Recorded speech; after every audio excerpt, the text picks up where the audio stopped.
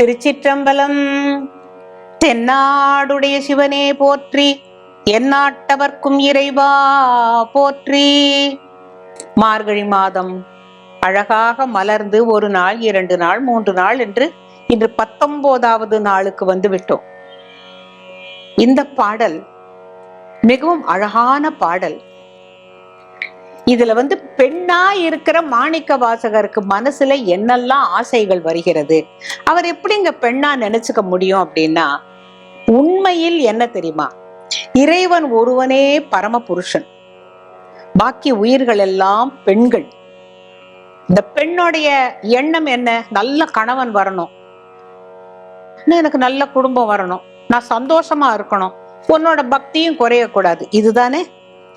இப்ப போல நம்ம எனக்கு அது வேணும் இது வேணும், இது இருந்தா அது வேணும், இதெல்லாம் கேட்கிற மக்களாக இல்லை. முதலில் என்ன வேணும்னு கேக்குறாங்க தெரியுமா? உன் கையில் பிள்ளை உனக்கே அடைக்கலம் என்று அங்கு அப்பழம் சொல் புதுக்கும் எம் அச்சத்தால், எங்கள் பெருமான் உனக்கொன்று உரைப்போம் கேள், எம் கொங்கை நின் நண்பர் அல்லார் தோள் சேரற்க, எம் கை உனக்கல்லால் எப்பணியும் செய்யற்க, கங்குல் பகல் எம் கண் மற்றொன்றும் காணற்க, இங்கிப் பரிசே எமக்கு எங்கோன் நல்குதியேல், எங்கு எழில் என் ஞாயிறு எமக்கேலோரெம்பாவாய். இந்த கடைசியில சொல்லி இருக்கிறது ரொம்ப அழகு. சூரியன் கிழக்க உதிச்சா என்ன, மேற்க உதிச்சா எனக்கு என்ன? அது எப்படி ஒரு பெண் சொல்றா? ஏன் சொல்றா அப்படின்னு கேட்டா, உன் கையில் பிள்ளை உனக்கே அடைக்கலம் என்று. அந்த காலத்துல, நான் சொல்றது முற்காலத்துல, ஒரு பெண்ணை திருமணம் செய்து கொடுத்தால், இந்தாடப்பா இவளுக்கு கன்னிகாதானம் செஞ்சு பாணி கிரகணம் செஞ்சு உங்ககிட்ட விட்டாச்சு, நீ ஆச்சு உன் பொண்டாட்டியாச்சு, இனிமே எங்கள்கிட்ட படுத்தக்கூடாது அப்படிங்கிறாப்ல. இப்படி இதுவா சொல்ல மாட்டாங்களா இருக்கும்? அப்பா நீதான்ப்பா பாத்துக்கணும், உன் கையில் பிள்ளை உனக்கே அடைக்கலம், உனக்கு கல்யாணம் பண்ணி கொடுத்துட்டோம் அப்படின்னு சொல்லுவாங்க. அப்படியெல்லாம் சொன்னா நாங்க கல்யாணம் பண்ணிக்க மாட்டோம் அப்படிங்கிறா இந்த பெண். அது எப்படி தைரியமா இந்த பொண்ணு இப்படி சொல்றா அப்படின்னு பார்த்தா, அவ என்ன சொல்றா, இந்த பழமொழி என்னோட விஷயத்துல அது பலிக்க கூடாது, நாங்கள்லாம் அப்படி இல்லை. ஏன் தெரியுமா? எங்கள் பெருமான் உனக்கொன்று உரைப்போம் கேள், நீ என்ன செய்வியோ செய்ய மாட்டியோ எம்பெருமானே, நான் சொல்றத கண்டிப்பா நிறைவேற்றி வைக்கணும். பரமேஸ்வரன் ஒரு அடியார் இவ்வளவு அழகா கேட்கிற போது மாட்டேன்னு சொல்ல மாட்டார், அவர் கேட்பாரா இருக்கும். என்னம்மா உனக்கு என்னதான் வேணும் சொல்றா.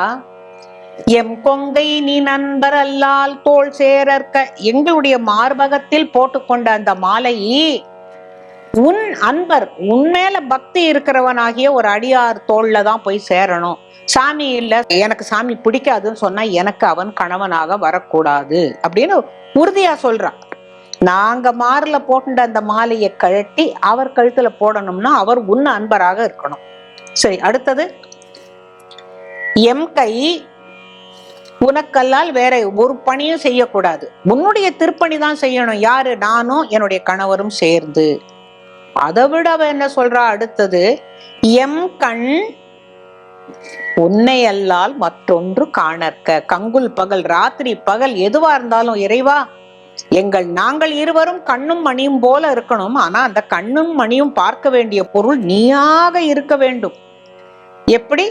உன்னுடைய பக்தர்களை தான் நாங்க கல்யாணம் பண்ணிப்போம், நாங்க 2 பேருமே சேர்ந்து கோவில் திருப்பணி செய்வோம், நாங்க 2 பேரும் பார்த்தா உன்னுடைய காட்சியை மட்டும்தான் பார்ப்போம், வேற ஒண்ணும் பார்க்க மாட்டோம். இப்படி இறைவனோடு பின்னி பிணைந்து இருக்கக்கூடிய திருமண வாழ்க்கை எங்களுக்கு. இங்கு பரிசே எமக்கு எம்போ நல்குதியேல் அப்படின்னா, எங்களுக்கு இந்த மாதிரி ஒரு வரத்தை மட்டும் நீ கொடுத்துட்டேன்னு வச்சுக்கோ. சூரியன் எங்கு எழில், அது கிழக்க உதிக்குமா இல்ல மேற்க உதிக்குமா இல்ல தெற்க உதிக்குமா வடக்க உதிக்குமா, எங்களுக்கு அதை பத்தி கவலை கிடையாது, இந்த உலகத்தை பத்தியே கவலை கிடையாது. காரணம், நான் நினைத்தது உன்னுடைய பக்தியில நான் கொஞ்சம் கூட அசையக்கூடாது. உலகம் சுழன்றால் என்ன, இரவு வந்தால் என்ன, பகல் வந்தால் என்ன, எனக்கு அதை பத்தி எல்லாம் கவலை கிடையாதுன்னு ஒத்தி மனசு திறந்து சொல்றான்னா, அந்த பெண்ணுக்கு அந்த இறைவன் மீது எவ்வளவு உரிமை இருக்கிறது. உனக்கொன்று உரைப்போம் கேள், நான் சொல்றேன் நீ கேளு அப்படிங்கிறா. இறைவனை கேட்க சொல்றதோட இல்லாம இவ எனக்கு இந்த வரத்தை கொடு அப்படின்னு கேட்கிறா. ஆக ரொம்ப ஒரு அழகான பாடல் இது.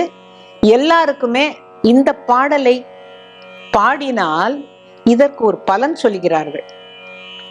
நல்ல கணவன் அமைய வேண்டும் என்றால் இந்த பாடலை பாட வேண்டும். அந்த காலத்துல எல்லாம் கல்யாணம் தான் வாழ்க்கையில முக்கியமான ஒரு குறிக்கோளா நினைச்சிருந்து இருக்கிறாங்க. இப்ப அப்படி இல்லை, நாங்க வேலை பார்க்கிறோம், நாங்களே சம்பாதிக்கிறோங்கிறது வேற விஷயம்.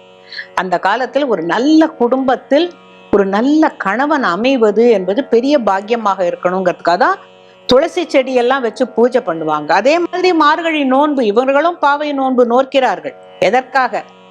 அந்த பரம்பொருளாகிய சிவனுடைய அருளால் சிவபக்தரையே திருமணம் செய்து கொள்ள வேண்டும் என்று. ஆக இந்த பாடலை கேட்ட உங்க வீட்டுல யாருக்காவது கல்யாணம் ஆகாம இருந்தாங்கன்னா அவங்களுக்கெல்லாம் கல்யாணம் ஆகணும்னு இறைவன் பாதத்தில் நாமும் உனக்கொன்று உரைப்போம் கேள். நான் சொல்றேன்ப்பா, எல்லார் வீட்லயும் மேல ஒரு சத்தம் வரட்டும், எல்லாரும் கல்யாணம் பண்ணிக்கட்டும், நல்லா இருக்கட்டும் அப்படின்னு சொல்லலாம் இல்லையா? அடுத்த 20ஆம் நாள் திருவெம்பாவையை நாளைக்கு பார்க்கலாம். திருச்சிற்றம்பலம்.